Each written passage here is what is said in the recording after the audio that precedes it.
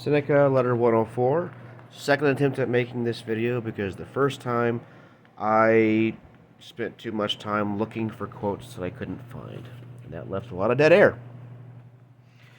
So I just stopped and said I'm just going to mark where these quotes are. So this is,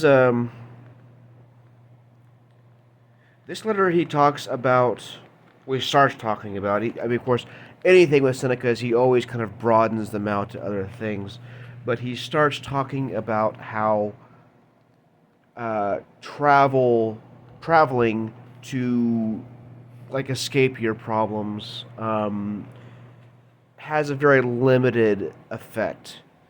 Like it may distract you for a while, but eventually your problems are gonna meet you there. The idea is that so like here's actually a good example. The story is told that someone complained to Socrates that traveling abroad had never done him any good, and received the reply, "What else can you expect, seeing that you always take yourself along with you when you go abroad?" The point being that like if you're trying to go somewhere to like feel better about yourself, it's possible that you'll feel better for a little bit, but not for very long because you're going to take your problems, whatever you have with you. If you have problems with anxiety, you're going to have anxiety there. Uh, and even if you, and the reason why is because you need to fix the internal problems that you have. And this is more than just traveling.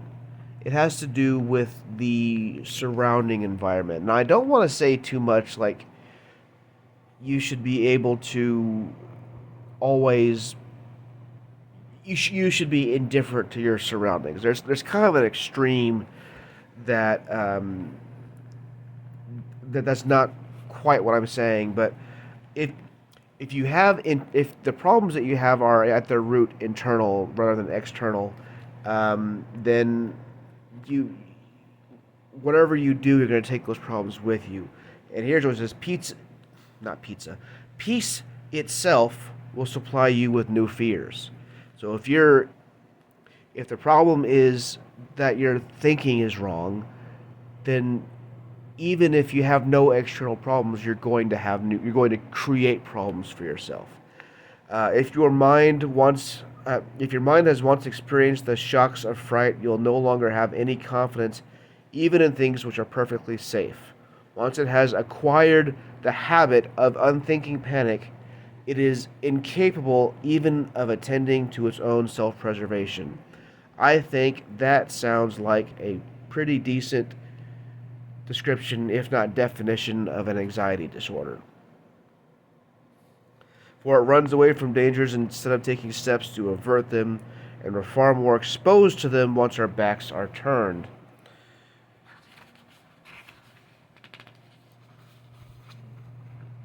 Now, I think that this could apply to more than just traveling. Like for today, it could be doom scrolling. It could be video games. And I'm not even saying that those are inherently bad things, and even that you can't use those things to, try to like perk up your mood. But if that's a crutch, that becomes a problem. You need to deal with the issues. All it has ever done is this quoting again.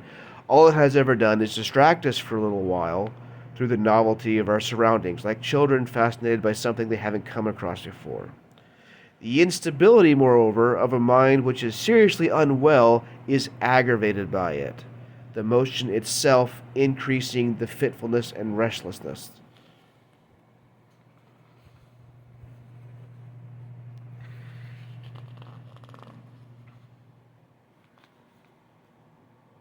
He is pretty wordy too. I wouldn't say like wasteful with words, just like just that he goes into some pretty good details. I recommend reading this letter. You can.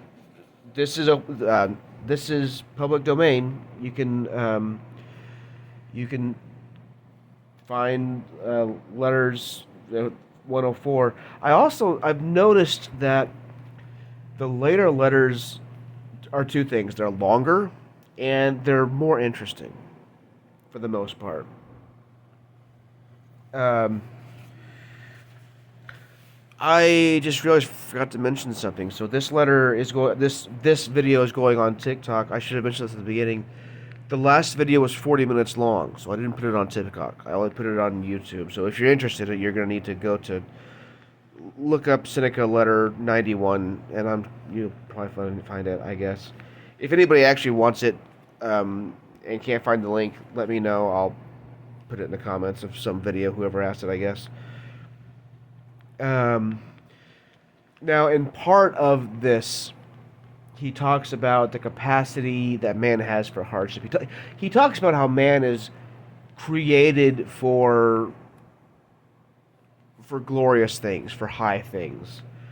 And he talks about, I don't think I'll talk too much about, I don't think I'll quote this, I should say, but he talks about the things that can be endured, the deserts of Africa, thirst, and the certain lake plateaus, distinction of office or the stigma of rejection.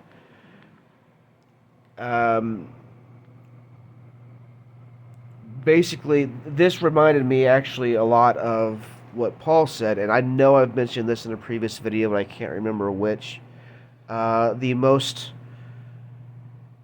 one of the most misunderstood verses in the New Testament because they take it out of context.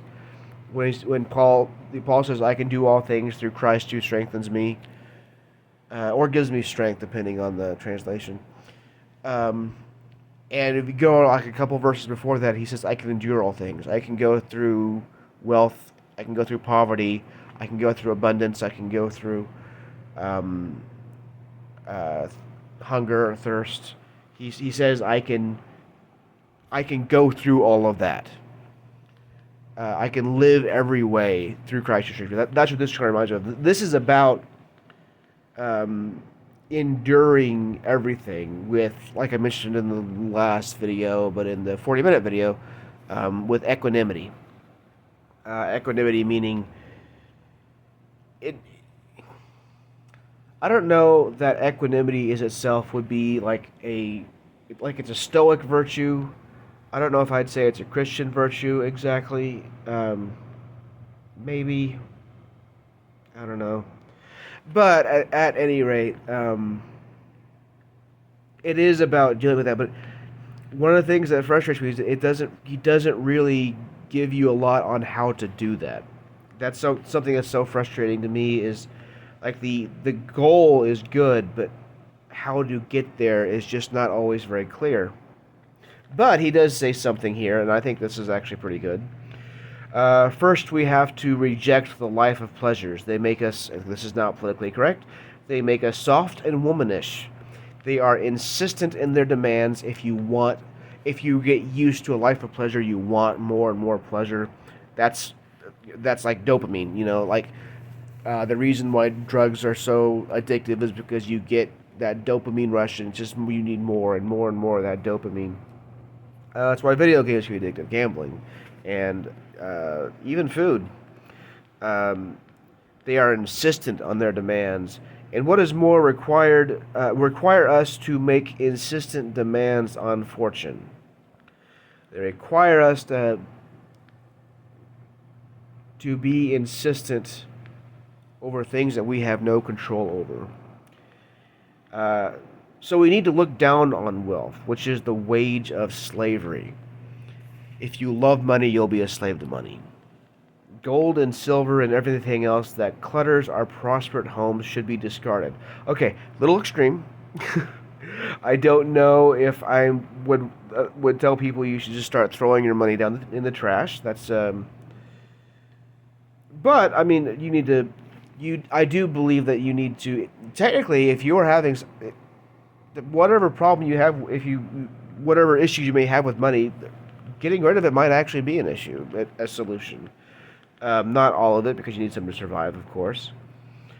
Freedom can not be won without sacrifice. If you set a high value on her, everything else must be valued at little. And I think that part is true, I think.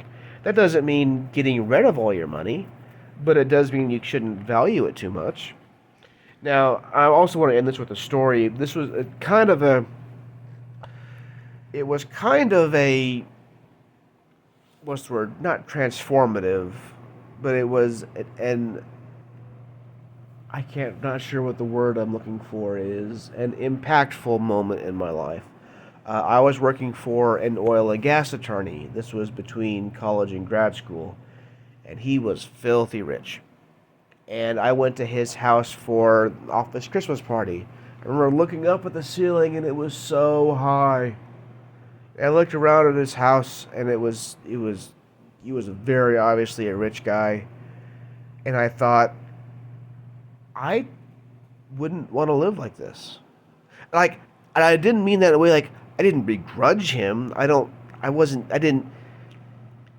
wasn't upset at him for living that way. I didn't care. Like, it doesn't bother me that he lives this way. Um, but I didn't grow up in that kind of like crazy rich atmosphere, and I found it to be kind of overwhelming. Like, I could go to someone's house that way, but I don't want to live that way. It's just too much. And I just kind of realized I don't envy rich people. Now, that's not the same thing as like need, like having being in need of something. Like, if you can't afford food, that is a struggle. That's something that's different. But like, I don't care that I don't have like a fish tank with rare exotic fish. I don't care that I don't have the things that he had. He had a golf cart. I guess I could get a golf cart for. I have no idea how much a golf cart costs. Um, but he just had like the best television and the best this, the best that. And I just realized I'm just not interested. I don't envy rich people for that. Um, and that's just kind of and if you want to live that way and you have the money to do it, fine. That's fine. Doesn't bother me. Um, but I, as kind of a result of that, live well within my means because I live what I'm comfortable with, which just happens to be not a gigantic house. A gigantic house means you either have to pay someone to clean it or you have to clean it yourself, and I don't want to do either one of those things. But it's just kind of it was a noteworthy event in my life was just kind of the realization that I don't envy people that are rich. Just don't.